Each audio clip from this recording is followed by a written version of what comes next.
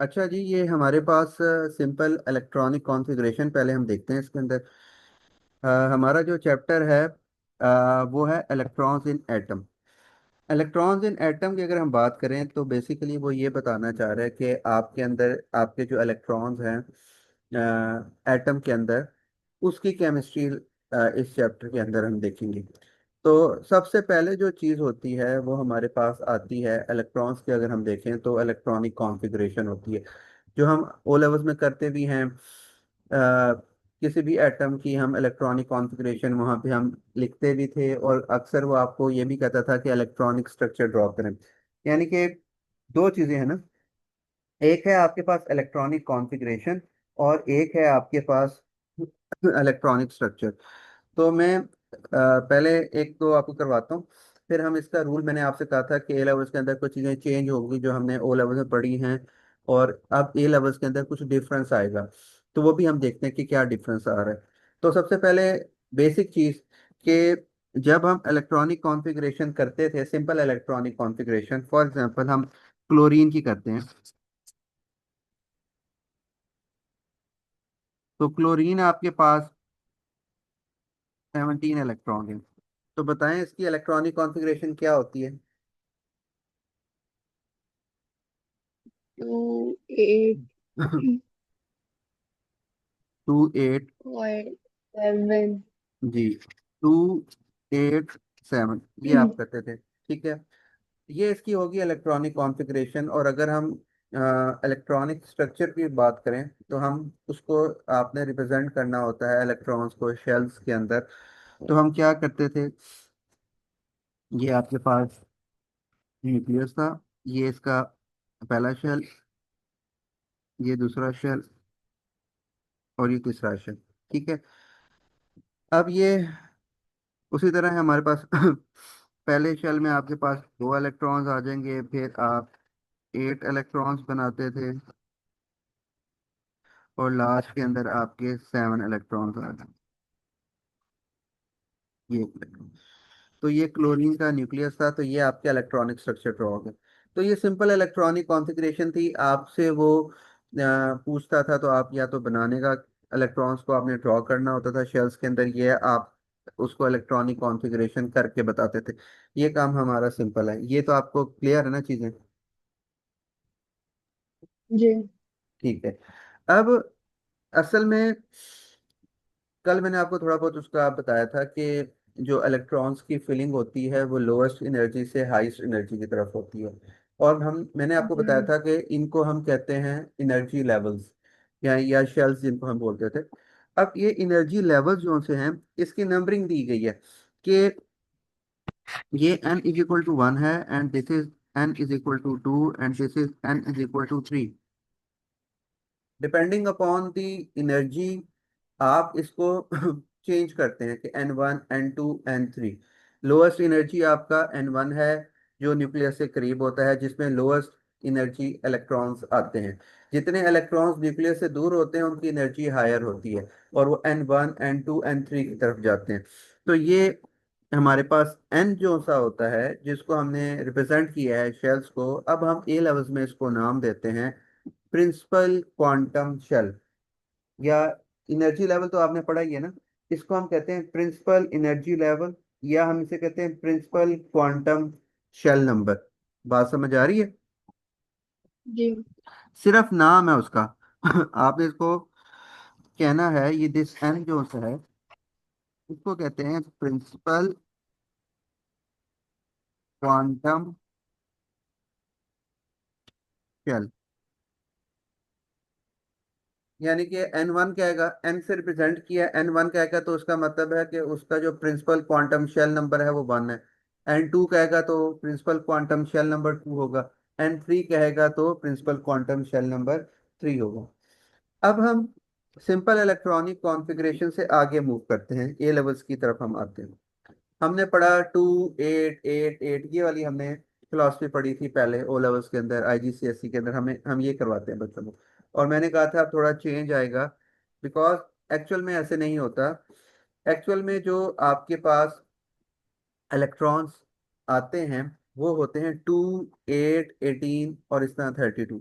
अब वो कैसे आते हैं, उसका रूल होता है 2n²।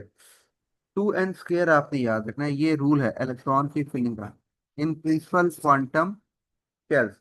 एन इज बेसिकली ये जो आपका प्रिंसिपल क्वांटम शेल नंबर है, इसमें आप पुट करते जाएंगे और आपको हर शेल के अंदर इलेक्ट्रॉन्स मिलेंगे। This is for the electrons, जो आपने इलेक्ट्रॉन्स निकालने हैं किसी भी शेल में। फॉर एग्जांपल, मैं n इज इक्वल टू 1 के लिए निकालता हूँ, तो 1 का स्क्वायर दैट इज 2, यानी पहले शेल में दो ही इलेक्ट्रॉन्स आते हैं, हमने पढ़ा है। देन अगर आप n is equal to 2 put करेंगे, तो आपका हो जाएगा 2 का स्क्वायर दैट विल बी 8। 2 का स्क्वायर 4, 4 2 8। अगर आप n is equal to 3 put करेंगे, तो आप इस फॉर्मूले में पुट करें 3 का स्क्वायर 18। 18। तो अब हमें पता चला कि बेसिकली जो हम पढ़ते थे वो गलत था। हमारे पास 2n² का फॉर्मूला ये बताता है कि आपका पहले इलेक्ट्रॉन पहले शेल में, प्रिंसिपल क्वांटम शेल में दो आएंगे, फिर 8 आएंगे और फिर 18 इलेक्ट्रॉन्स आते हैं। इसको आप कंटिन्यू करते जाएं, आप n is equal to 4 put करें, तो बताएं मुझे कितने इलेक्ट्रॉन्स निकलते हैं, जल्दी करें।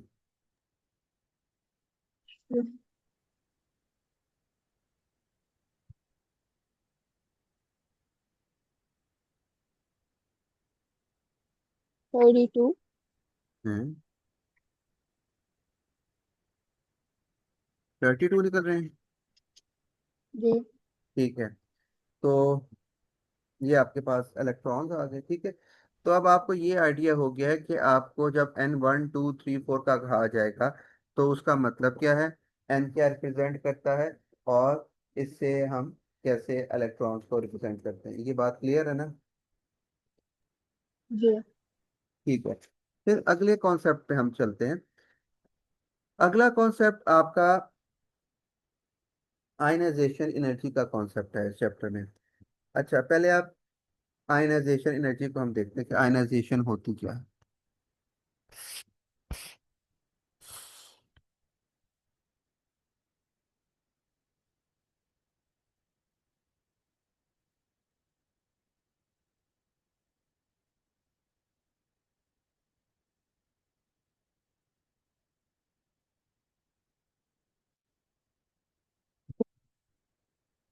अच्छा, मुझे बताएं, आयनाइज करना क्या होता है, कि बेसिकली आप किसी एटम को आयनाइज करवा रहे हैं, तो उसको क्या लॉस गेन होता है।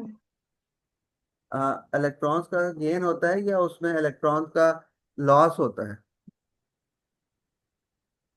दोनों। हाँ, दोनों कह सकते हैं, लेकिन बेसिकली ये एटम के एटम से आपने आयन बनाना है। बेसिकली आयनाइजेशन ये है ना कि एटम में से को आपने आयनाइज करवाना है। तो हम क्या करते हैं, बेसिकली आयनाइजेशन एनर्जी क्या चीज़ है, और ये आयनाइजेशन का कॉन्सेप्ट क्या कहता है, इसको हम जरा समझते हैं। ये डेल्टा एच आई कहते हैं हम इसको। ठीक है, अब आयनाइज कैसे करवाते हैं हम? आपको कुछ आइडिया है कि हम किसी चीज़ को आयनाइज करवाना हो तो किसी एटम को आयनाइज करवाएंगे ना, तो उसको आप कैसे आयनाइज करवाएंगे? कोई आपको तरीका आता है इसका? हम कैसे आयनाइज कराएंगे? किसी चीज को आयनाइज, अच्छा मैं बताता हूँ, देखिए। एक आयनाइज, डिस्टेंस बढ़ा दें इलेक्ट्रॉन नहीं नहीं, को। वो जैसे शायद। वो तो, और से पहले हम देखते हैं कि हमने किसी चीज को आयनाइज करवाना कैसे है और आयनाइजेशन होती क्या है, वो हमने देखा। तो देखिए, आयनाइज ओके। करवाने का कैसे हमने आयनाइज करवाया। आयनाइज हम ऐसे करवाते हैं कि हमारे पास होते हैं हाई स्पीड इलेक्ट्रॉन्स। आपका ये एटम है, ठीक है, इसमें ये इलेक्ट्रॉन्स हैं। फॉर एग्जांपल, इसके एक ही शेल है और उसमें ये न्यूक्लियस है और उसके अंदर दो इलेक्ट्रॉन। अब मैंने इसको आयनाइज करवाना है, इस न्यूट्रल एटम को। आयनाइज करवाने का मकसद ये होता है कि आपने इसके अंदर से इलेक्ट्रॉन निकालने हैं। Ionisation energy is to remove the electrons from an atom. ठीक है, ये याद रखते हैं, इलेक्ट्रॉन का लॉस होता है इसमें। आयनाइज कराने का मतलब होता है कि उसको पॉजिटिव आयन में लेके जाए। और पॉजिटिव आयन में चीज कब जाती है, जब उसमें से इलेक्ट्रॉन्स निकलते हैं। बात समझ आ रही है? जी आ रही है। ठीक है। अब देखिए मैंने इसको क्या करना है, मुझे कहते हैं कि ये एटम एक्स है, इसको आयनाइज करवाएं। तो साइंटिस्ट कैसे इसको आयनाइज करवाते हैं, आपने इसके ऊपर बम्बार्ड करवाना है, हाई स्पीड इलेक्ट्रॉन्स को इसके ऊपर फॉल करवाना है। हाई स्पीड इलेक्ट्रॉन जब फायर करवाते हैं या बम्बार्ड करवाते हैं, तो ये जो हाई स्पीड इलेक्ट्रॉन्स होते हैं ये इसको एनर्जी देते हैं, और इसके अंदर से इसका ये इलेक्ट्रॉन बाहर निकालते हैं। बात समझ आइए?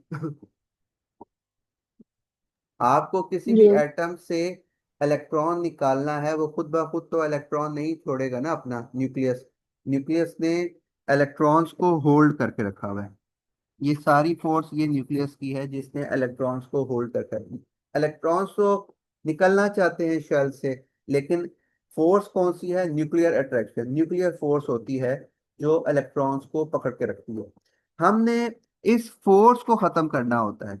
अगर आपने देखें कोई भी चीज अर्थ की ग्रेविटी में है तो वो अर्थ के अंदर है। कोई भी चीज अगर अर्थ के अराउंड से निकलना चाहती है, अर्थ की ग्रेविटेशनल फील्ड से निकलना चाहती है, तो उसको इतनी एनर्जी चाहिए कि वो अर्थ की ग्रेविटी को खत्म करे और उस ग्रेविटेशनल पुल से बाहर निकल जाए। तो स्पेस में जब जो चीज जाती है तो वो बेसिकली अर्थ की ग्रेविटी से बाहर जाती है। जब वो अर्थ की ग्रेविटी से बाहर जाती है तो वो इसीलिए वहां पे बाद में रिवॉल्व करती है ना, फिर अंदर नहीं आती। जब तक अर्थ की ग्रेविटी के अंदर हैं आप नीचे ही गिरेंगे। जैसे ही आप ग्रेविटेशनल पुल, जो अर्थ का पुल होता है, उससे बाहर निकलते हैं तो आप फिर अर्थ की तरफ वापस ग्रेविटी के अंदर नीचे नहीं गिरते। बात समझ आ रही है? जी तो अब इसी तरह एटम का भी केस है। एटम ने भी जो न्यूक्लियस है उसने उसका पुल है। आप ये समझ लें कि न्यूक्लियर पुल उसे कहते हैं, जो ग्रेविटेशनल पुल है अर्थ का। आपने जब इलेक्ट्रॉन्स को बाहर निकालना है तो बेसिकली आपने उस पुल को खत्म करना है इलेक्ट्रॉन्स को निकालने के लिए। अगर आप इतनी एनर्जी उसको दे दें कि वो अर्थ के ग्रेविटेशनल फील्ड से बाहर निकल जाए, तो वो तो बाहर निकल जाएगा ना, फिर वो वापस तो नहीं आएगा। इसी तरह आपने न्यूक्लियस के पुल को खत्म करना है, न्यूक्लियर की अट्रैक्शन को खत्म करना है। तो अगर आप एनर्जी देंगे तो इलेक्ट्रॉन्स, इतनी एनर्जी जब मिल जाएगी तो वो इलेक्ट्रॉन्स जो है न्यूक्लियस के पुल से बाहर निकल जाएंगे। तो क्या करते हैं, हम हाई स्पीड इलेक्ट्रॉन्स को बम्बार्ड करवाते हैं, फॉल करवाते हैं, फायर करवाते हैं टू दी एटम। अब वो जो हाई स्पीड इलेक्ट्रॉन्स है वो एनर्जी देते हैं, जिनकी वजह से इलेक्ट्रॉन्स फिर उस न्यूक्लियस के फोर्स को तोड़ते हैं और वो बाहर निकल जाते हैं। अब ये जो जब ये इलेक्ट्रॉन्स निकलते हैं तो अगर ये एक्स था एटम, ये इलेक्ट्रॉन लूज करेगा, और ये एक, अगर उसने एक इलेक्ट्रॉन लूज किया है तो ये एक्स क्या बन जाएगा, आइन। ये बात समझ आ रही है? जी अब ये एक्स यस। एटम नहीं रहा, ये बन गया आइन। ये हो गया है अब आयनाइज। अब जितनी एनर्जी इसको आयनाइज करवाने के लिए मुझे देनी पड़ेगी in the form of this electrons जो मैंने फायर करवाए, उस एनर्जी को हम कहते हैं आयनाइजेशन एनर्जी। यानी the amount of energy required to ionise 1 mole of atom. Exact definition मैं आपको बताता हूँ, बुक में आपकी है, वो आप वहां से भी याद कर सकते हैं। इसकी डेफिनेशन इंपॉर्टेंट है आयनाइजेशन एनर्जी की। तो जितनी एनर्जी हम देते हैं एक इलेक्ट्रॉन को निकालने के लिए फ्रॉम द न्यूट्रल एटम, उसको हम कहते हैं आयनाइजेशन एनर्जी। और अगर आपने ये आपको थोड़ा बहुत आइडिया होगा कि आयनाइजेशन एनर्जीज ऐसे होती हैं कि आपने एक इलेक्ट्रॉन निकाला है, अगर लेट्स सपोज, यानी आप एक एटम में से एक इलेक्ट्रॉन फर्स्ट टाइम निकालेंगे ना, तो वो उसको हम कहते हैं first ionization energy. First ionization energy क्या, कि इसमें से आपने एक इलेक्ट्रॉन, पहला इलेक्ट्रॉन निकाला वैलेंस शेल से, ठीक है। अब देखिए मैंने आपको कल बताया था कि इलेक्ट्रॉन जो हाई एनर्जी इलेक्ट्रॉन्स होते हैं वो आपके बाहर वाले वैलेंस शेल में होते हैं, जो न्यूक्लियस से दूर होता है, जिनका प्रिंसिपल क्वांटम शेल हायर होता है, उनकी एनर्जी हायर होती है। तो हमेशा जो आपका इलेक्ट्रॉन निकलेगा वो वैलेंस शेल से ही निकलेगा, क्योंकि वो ऑलरेडी हायर एनर्जी पे है। उनको जब थोड़ी सी एनर्जी मिलती है तो वो न्यूक्लियस के पुल से बाहर निकल जाते हैं। बात समझ आ रही है? हम्म। तो जी।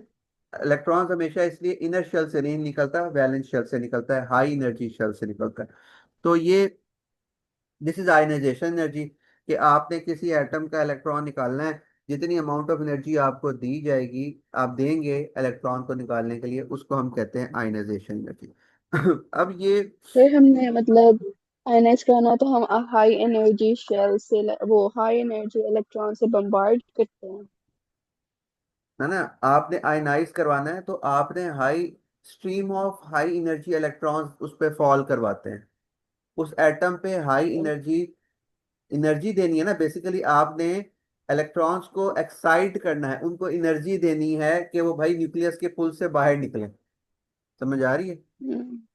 तो जी। आप बीम ऑफ एक इलेक्ट्रॉन्स की हाई स्पीड इलेक्ट्रॉन्स को उस पर फॉल करवाते हैं, उनके जो इलेक्ट्रॉन्स ऑलरेडी हाई एनर्जी पे होते हैं वो बाहर निकलना शुरू हो जाते हैं, उनको एनर्जी जब मिलती है। क्लियर हुई है बात? जी। तो बस आपने सिंपल ये याद रखना है कि कैसे करवाते हैं, ये आप ज्यादा डिटेल में नहीं जाएंगे कि इलेक्ट्रॉन्स क्यों दिए, ये फलान ये वाला। आपके सिलेबस में सिर्फ ये है कि आपको पता होना चाहिए कि हमने आयनाइज करवाया कैसे, और आयनाइज जब करवा देते हैं तो उसकी आगे वाली चीजें हमने करनी, वो जो पूछी जाती है पेपर में। ठीक है? तो आयनाइजेशन एनर्जी समझ आ गई है कि आयनाइजेशन एनर्जी क्या चीज है? जी। ठीक है। अब आयनाइजेशन एनर्जी की आगे डेफिनेशन है, बड़ी इंपॉर्टेंट, जो आपने याद करनी है, और उसके बाद इसको लिखने का तरीका आना चाहिए आपको। लिखने का मतलब क्या है, कि पहले मैं आपको बताता हूँ कि फर्स्ट आयनाइजेशन, मैंने आपको कहा कि एक न्यूट्रल एटम से आपने पहला इलेक्ट्रॉन निकाला, तो जितनी अमाउंट ऑफ एनर्जी आपने उसको दी, उसको हम कहते हैं फर्स्ट आयनाइजेशन एनर्जी। अब जब आपने इस एक्स के अंदर से पहला इलेक्ट्रॉन निकाल दिया, अब ये बन गया आयन। अब जब आप इसके अंदर से दूसरा इलेक्ट्रॉन निकालेंगे तो आपको एटम तो नहीं होगा ना, आपने आयन बनाया, जब वो एक इलेक्ट्रॉन लूज करेगा तो आयन बन जाएगा। अगर मैंने इसमें इस आयन में से दूसरा इलेक्ट्रॉन निकालना होगा तो उसको मैं कहूंगा सेकंड आयनाइजेशन एनर्जी। ये बात समझ आई है?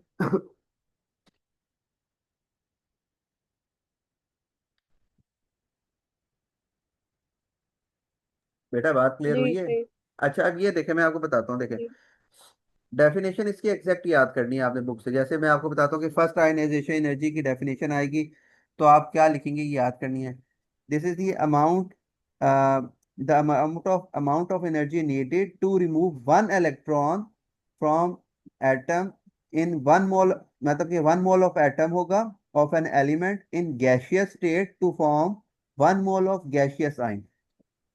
यानी कि आपके पास, आपने जब किसी एटम से निकालना है इलेक्ट्रॉन, पहला इलेक्ट्रॉन निकालना है, फर्स्ट आयनाइजेशन एनर्जी अगर आपसे पूछा जाएगा, तो आप क्या कहेंगे कि आपने पहला इलेक्ट्रॉन निकालना है, और आपने उसकी वन मोल होना चाहिए, मतलब कि ऐसे ही देखें, एक्स में से अगर निकालना है मैंने, तो एक्स का वन मोल होना चाहिए, और एक्स की स्टेट क्या होनी चाहिए, गैसियस एटम, यानी कि आपने तो गैसियस एटम से इलेक्ट्रॉन निकालना है। फिर इसमें से energy required to remove 1 mole of electron from 1 mole of gaseous atom। Gaseous atom to form one mole of gaseous ion.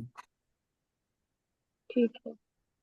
ये आपके पास, ये आपको लिखना आना चाहिए, और इसकी डेफिनेशन आपको बड़ी इंपॉर्टेंट है, फर्स्ट आयनाइजेशन एनर्जी, कि आपने गैसियस एटम है, उसका वन मोल, अगर मैं यहाँ पे टू लगा दूंगा ये रॉन्ग हो जाएगा। One mole of gaseous atom है, उससे वन मोल ऑफ इलेक्ट्रॉन निकालना है, तो आपके पास one mole of gaseous ion generate होगा। This is called first ionization energy. अब मैं ये बता रहा था कि आपने एक इलेक्ट्रॉन तो निकाल दिया, अब आपने अगर इसमें से दूसरा इलेक्ट्रॉन निकालना है, ठीक है, तो वो एटम तो ना रहा ना, वो अब क्या बन गया जी, क्या बन गया वो अब? And आयन बन गया। यानी अगर मैंने इसमें से दूसरा इलेक्ट्रॉन निकालना है तो मुझे आयन से इलेक्ट्रॉन निकालना है अब। अब आयन से जी। इलेक्ट्रॉन निकालना है। तो अब आयन से इलेक्ट्रॉन निकालना है, तो अब देखें,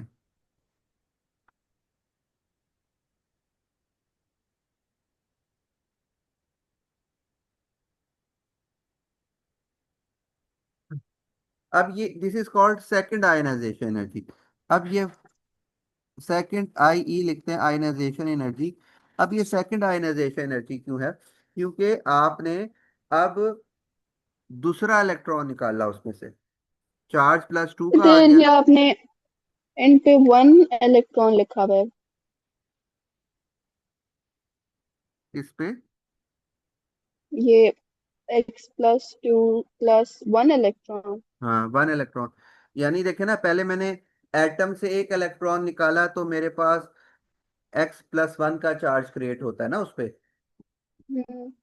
फिर जब मैं इस इसके अब ये इसके अंदर से मैंने एक इलेक्ट्रॉन निकालना है, तो इस पे अब चार्ज क्या क्रिएट हो जाएगा उसी पे, एक्स ऊपर प्लस टू का ना। ऐसे हो जाएगा। हाँ, तो ये जी आपका जी। अब देखें, मैं आपको बताता हूँ, देखें इसमें कोई इतना मुश्किल नहीं है, कोई इतनी मुश्किल चीज नहीं है। ये देखें, कैल्शियम है, कैल्शियम, ठीक है। कैल्शियम को मैं आयनाइज करवाता हूँ, पहला इलेक्ट्रॉन, दूसरा, तीसरा, 3 इलेक्ट्रॉन में फॉर एग्जांपल निकालता हूँ उसके। आप किसी भी एटम से सारे इलेक्ट्रॉन्स निकाल सकते हैं इसके, ठीक है। ये लाजमी नहीं है कि आप कैल्शियम, पहले हम ये पढ़ते थे ना, सोडियम ग्रुप 1 का तो पहला इलेक्ट्रॉन निकल सकता है, उसके पे +1 का चार्ज आ सकता है, नहीं। आप किसी एटम से एनर्जी देते जाएं, आप उसके सारे इलेक्ट्रॉन्स निकाल दें, उसके सारे शेल खाली कर दें। बात समझ आ रही है? जी। आप किसी एटम के सारे इलेक्ट्रॉन्स निकाल सकते हैं, डिपेंड करता है आपने कितनी एनर्जी देनी है। एनर्जी इंक्रीज होती जाती है, वो हम जी रीजंस पढ़ते हैं कि एनर्जी कैसे इंक्रीज होती है, क्यों इंक्रीज होती है। पहले हम ये समझते हैं कि हमने उसको लिखना कैसे, हमारा ये काम है पहले। अच्छा, अब कैल्शियम की हम बात कर रहे थे। देखें, कैल्शियम है Ca, तो मैंने गैसियस एटम से जब पहला इलेक्ट्रॉन निकालूंगा तो कैल्शियम +1 गैसियस आयन बनेगा और एक इलेक्ट्रॉन निकलेगा। बात समझ आइए? जी। आई। इसे कहते हैं फर्स्ट आयनाइजेशन, ठीक है। अब मैं इसमें से दूसरा इलेक्ट्रॉन निकालता हूँ, तो अब मैंने इसमें से निकाला ना गैसियस आयन से, तो गैसियस हाँ आयन जी। +1 गैसियस आयन एरो, इलेक्ट्रॉन निकल आया तो Ca+2 गैसियस आयन प्लस एक और इलेक्ट्रॉन निकल गया, this is called second ionisation energy. अब इसमें से मैंने तीसरा इलेक्ट्रॉन निकालना है, तो कैल्शियम +2 गैसियस एरो, कैल्शियम +3 का चार्ज आ जाएगा, gaseous state +1 electron, this is called third ionisation energy. बात समझ आ रही है? जी। तो ये 1 बाय 1 आप सारे इलेक्ट्रॉन निकाल सकते हैं उसको, सारे सही। इलेक्ट्रॉन। तो ये लिखना आना चाहिए। आपसे पूछ सकता है पेपर में कि कैल्शियम की सेकंड आयनाइजेशन लिखें, कैल्शियम की सेकंड आयनाइजेशन एनर्जी लिखनी है, तो आपने ये लिखना है। इसमें सेकंड आयनाइजेशन का मतलब है एक उससे निकाल, आपने इलेक्ट्रॉन दे दिया है, आपने उससे अगला स्टेप करना है। बात क्लियर हुई है? ये मतलब उसके आयंस आयंस से अगला हाँ, वाला बनाना। हाँ, अगर वो आपसे कहेगा कि किसी भी एटम का की थर्ड आयनाइजेशन लिखें, थर्ड आयनाइजेशन लिखें, तो इसका मतलब है पहले 2 इलेक्ट्रॉन निकल गए हैं उसके, उसके बाद वाली इक्वेशन आपने डेवलप करनी है, हम्म। ठीक है।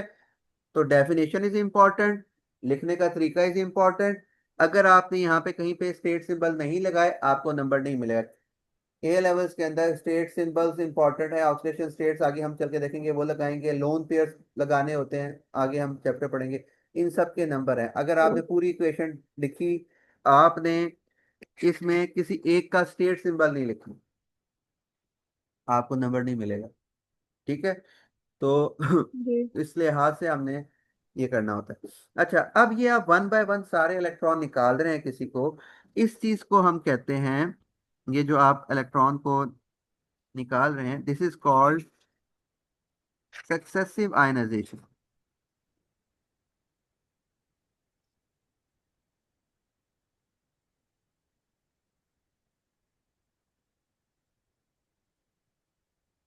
सक्सेसिव आयनाइज, सक्सेसिव का क्या मतलब होता है? ये पता है आपको सक्सेसिव आयनाइजेशन का क्या समझ आ रही है इस बात से? मतलब ये सही हो गई है ना? सक्सेसिव होते हैं ना, सक्सेसिव या सक्सेसर्स क्या होते हैं, बाद वाले। यानी वन बाय वन आप निकाल रहे हैं तो उसके बाद वाली जो चीज आ रही है उसको हम सक्सेसर बोलते हैं ना। जैसे पेरेंट्स के बाद जो उनके बच्चे होते हैं वो सक्सेसर होते हैं उनके। ठीक है। तो ये तो उसी तरह है कि आप वन बाय वन एक एक इलेक्ट्रॉन निकाल रहे हैं, तो इसको हम नाम देते हैं this is successive ionisation energy. कि आपने एक इलेक्ट्रॉन पे नहीं रुके, आपने दूसरा इलेक्ट्रॉन निकाला, फिर उसके बाद तीसरा निकाला, फिर उसका चौथा निकाला। तो this is called successive ionisation energy. Clear हो रही टर्म की समझ आ गई है क्या है? जी अच्छा, अब हम आते हैं आयनाइजेशन की कुछ इंपॉर्टेंट चीजों पे। देखें, आपने वन बाय वन करके उसके इलेक्ट्रॉन्स तो निकालना शुरू कर दिए। अब हमने कुछ इसके पैरामीटर्स को डिस्कस करना है कि इससे आयनाइजेशन एनर्जी पे आता क्या है असल। ये तो नहीं होगा ना कि मैंने पहला इलेक्ट्रॉन निकाला तो मैंने फॉर एग्जांपल, अच्छा, इसकी यूनिट्स होते हैं किलो जॉल्स पर मोल। इतनी amount of energy kilo joules पर मोल आपको एनर्जी देनी पड़ती है, ठीक है। ये यूनिट्स है। अच्छा, मैं ये कह रहा था कि आप ये तो नहीं होगा ना कि आपने एक इलेक्ट्रॉन पहला फर्स्ट आयनाइजेशन करवाई तो आपने 200 किलो जूल एनर्जी दी पर मोल। आपने जब दूसरा इलेक्ट्रॉन निकाला तो आपके ख्याल में मुझे सिमिलर एनर्जी देनी पड़ेगी या ज्यादा एनर्जी देनी पड़ेगी? एक मिनट दोबारा बताएं तो। मैं ये कह रहा हूँ कि मैंने फर्स्ट इलेक्ट्रॉन, किसी एटम से पहला इलेक्ट्रॉन निकाला है तो मैंने उसको एनर्जी दी, उसे मैं कहूँगा फर्स्ट आयनाइजेशन एनर्जी। वो आयनाइज होके गैसियस आयन में चला गया। अब मैंने फॉर एग्जांपल उसको आयनाइज करवाने के लिए 200 किलो जाउल्स पर मोल एनर्जी दी।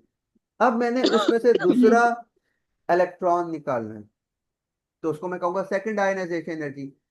तो अब मुझे जब दूसरा इलेक्ट्रॉन निकालना है तो मेरा क्वेश्चन ये है कि मुझे 200 ही देनी पड़ेगी या 200 से कम दूंगा या 200 से ज्यादा दूंगा?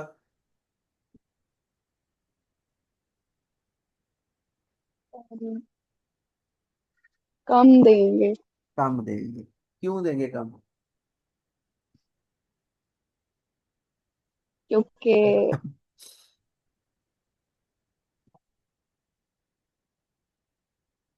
पता नहीं अगला आयन है उसको कम अच्छा, देखें, चाहिए। देखें, आपको एनर्जी ज्यादा देनी पड़ेगी। उसकी रीजन समझे जरा। ओ। आपने पहला इलेक्ट्रॉन निकाला, आपने 200 किलो जूल एनर्जी कैल्शियम को दी, इसका पहला इलेक्ट्रॉन निकल गया। ठीक है।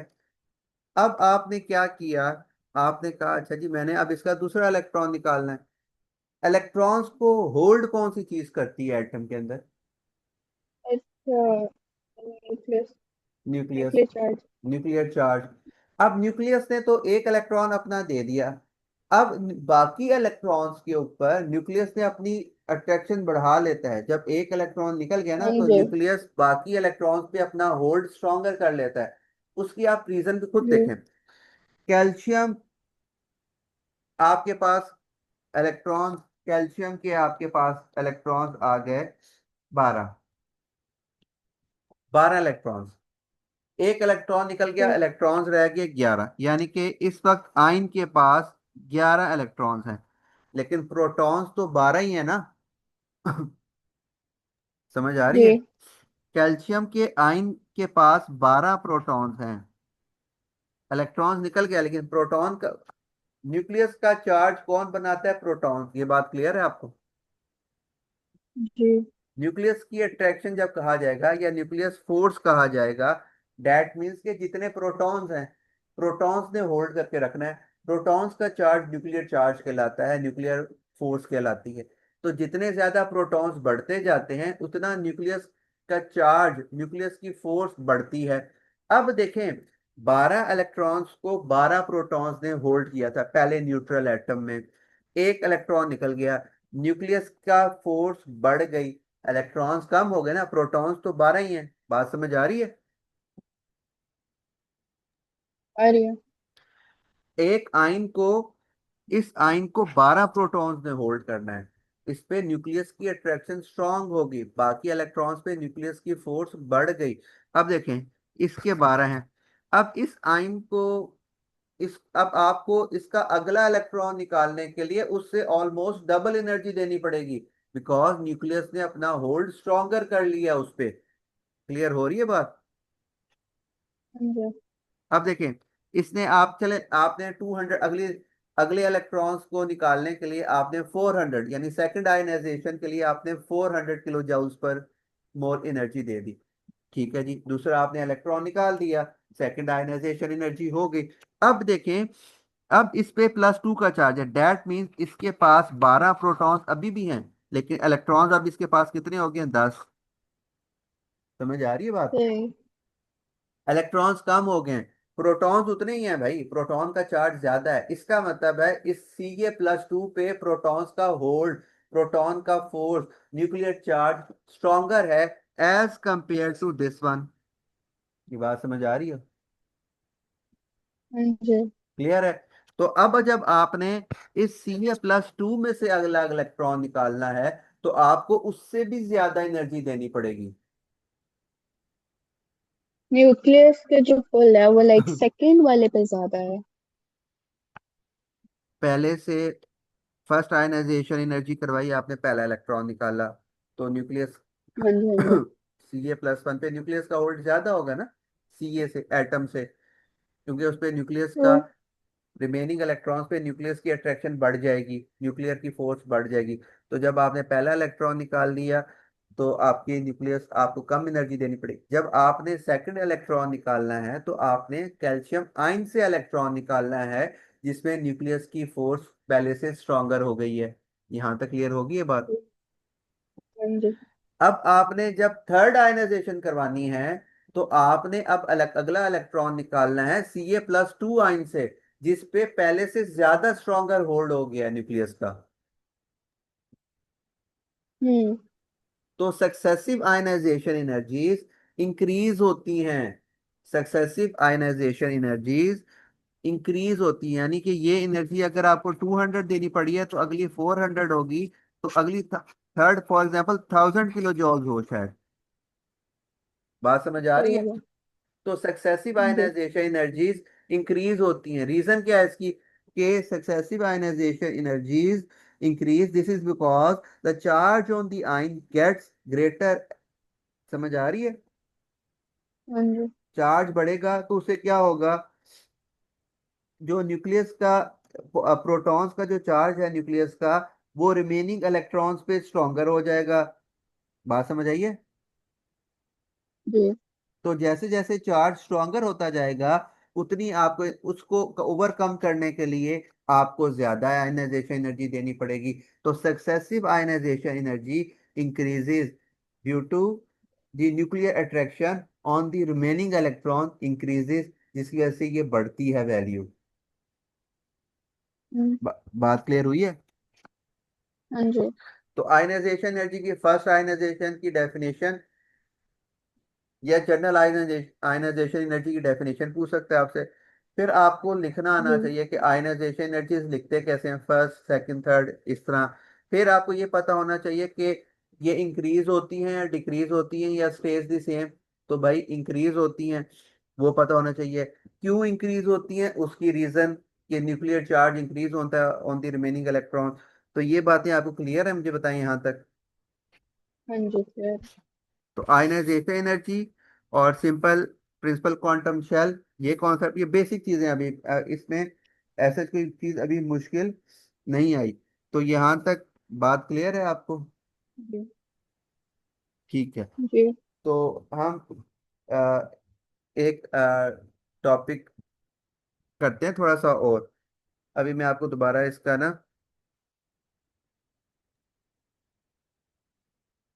जी।